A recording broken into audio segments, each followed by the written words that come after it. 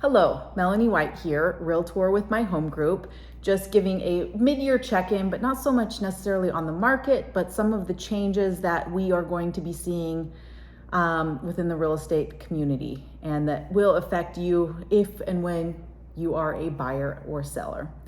So as you've probably been seeing in the news or on social media or whatever place you're getting your information, you've most likely seen or heard about the big lawsuit against National Association of Realtors. And this has to do with the idea that somehow our commissions are fixed and that we have fixed commissions for buyers and sellers agents.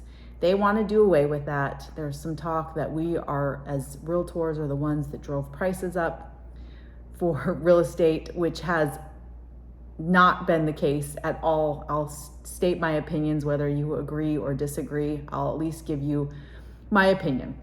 The thing with prices and how prices go up or down has to do with supply and demand. And if you have very low supply, which we absolutely did in the last few years or between 2020 and 2022, and a lot of demand with a lot of people moving here, then prices go up. And low interest rates made them very affordable also. And so the supply and demand is the huge thing that drives prices up. In addition, there were a lot of iBuyers, cash buyers, buying things out from where I've seen on my listings and helping buyers. They were outbid by cash offers with iBuyers, and or you had to come out of pocket extra money to cover between appraised value and the actual value of the and the sales price of the home. So there were many factors driving it up. Our real estate commissions were not one of them at all, in my opinion. Real estate commissions have always been negotiable, and most likely I do think that most buyers or sellers know more than one realtor. We have a ton of realtors here in the Valley, and most likely you know more than one. If you interviewed with more than one, if you asked questions with more than one, you would know that the real estate commission is negotiable and is in all cases. You will know that different agents offer different services for their pricing.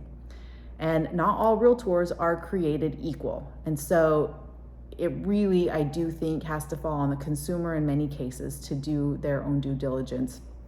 But that being said, us as agents, it is our job to educate our buyers and our sellers and let them know that, hey, this billboard's offering 1% listing. You can go to them if you want. They offer different services than I offer. Or some agents will credit you a certain amount back with you as a buyer. Anyway, they've always been negotiable, and you've always been able to for sale by owner. We've seen those since the beginning of time. You've always been, as a buyer, able to go directly to the seller and work out a deal as well. In my personal opinion, I think having representation from a knowledgeable, skilled agent is highly, highly valuable. In the cases that I've helped with clients just in the last year, saved them over $75,000 on a new build because prices were adjusted. I love negotiating. I treat everyone's transaction like it's my own money, and it's that fine balance between getting the deal and also putting and keeping the most money in your pocket. That being said, you have to really trust your agent and trust that they are putting your best interest above their own.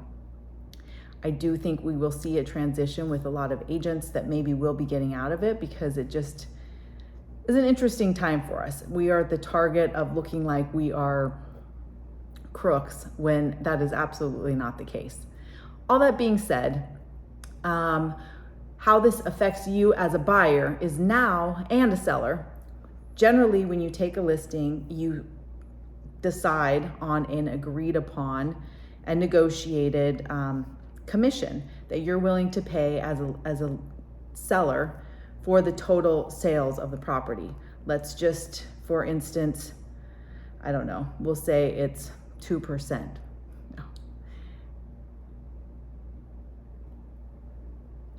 Oh, I don't really love doing these videos. I feel like I mess up, but I'm gonna keep going. for ease sake, we'll say it's 6%. 3% of this goes to the listing agent, 3% of this goes to the buyer's agent. That's agreed upon, and it's negotiable at all times, depending on your agent. If your agent is saying, I don't take a listing less than 6%, you can interview some other agents if you don't want to pay 6% and see if someone else is willing to do it less than that. Granted, I do highly believe you get what you pay for, and you might get someone who is going to put it in the MLS with no representation, but you don't have someone negotiating on your behalf in your corner. And as a buyer, you can go in unrepresented also. You can negotiate. I've had people do this in my past too, where they say, I want to use you as a buyer's agent. Are you willing to credit back to me X amount at closing for using you? Sometimes I've said no, and I've lost buyers or sellers because I'm not willing to negotiate with what they want. And I'm okay with that because I do truly believe that's my worth, and I'm not willing to go to like bottom of the barrel in most cases. So now as a seller, you can offer 0% co-broke. You've always been able to offer a negotiated upon amount, although it's generally been anywhere from $1 to 3.5%. You can now have it be absolutely 0%. That being said, I do think it's advantageous as a seller to also have their buyer have representation, because their buyer's agent is working on their behalf, letting them know about the time periods, letting them know about the inspection periods, what to look for, and they are given all of the information they need to do their due diligence to make sure that this is the home for them. If you have a buyer who's unrepresented and doesn't know what they're doing, chances are it might come back on sellers and say, hey, you didn't disclose this, or you didn't do this, or you didn't tell us that we need to do this, when they should have had an agent walking them through all of those things, because it can be a pretty simple, straightforward process, and it can also be extremely complicated. No house and no transaction has ever been the same from my experience in the last 9 years. So we also now, as a buyer's agent, cannot show you a home without having you sign a buyer broker an agreement and an agreed upon price on what you would be willing to pay for us if you decide to like that house, and if the seller is not willing to cover some of those costs. So I think that it's not the greatest. It came from the Department of Justice. It was not chosen by Realtors, and this is not our choice. I do think that the good agents will rise above it and will continue to stand out. I think that it will empower buyers and sellers to also do their due diligence and to interview more than one agent. And I do think that home ownership is still a fantastic idea. That's how you can build wealth. It's a tangible asset. It is a hedge against inflation, as far as, we've seen rents go up a ton between 2020 and 2022. And so if you can have a relatively fixed cost of living with your mortgage being a 30-year mortgage, property taxes and insurance might fluctuate just a little bit. HOAs I know have been going up, but for the most part, you have a relatively fixed payment payment that you're making every single month. And you're not having your landlord say, hey, we're deciding to sell, or we're deciding to move back into our home. So I 100% think that home ownership is still a good idea. Most people who are homeowners have 40% more wealth than those who are renters.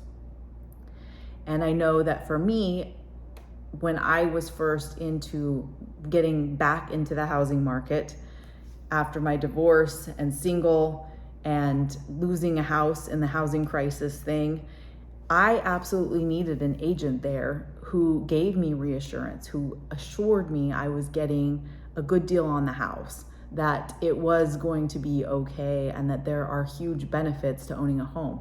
I am so incredibly grateful for that because it's helped me buy several other homes with the equity that I gained from owning that house. So if you have specific questions, I know I'm kind of rambling at this point, and it's just because it's been a big topic of debate between friends and past clients and current clients and how things are changing. Please reach out. Please let me know. I am here to be a resource for you. I do keep my eyes on the market all the time and am here to help. And I hope you are enjoying your summer. And thank you.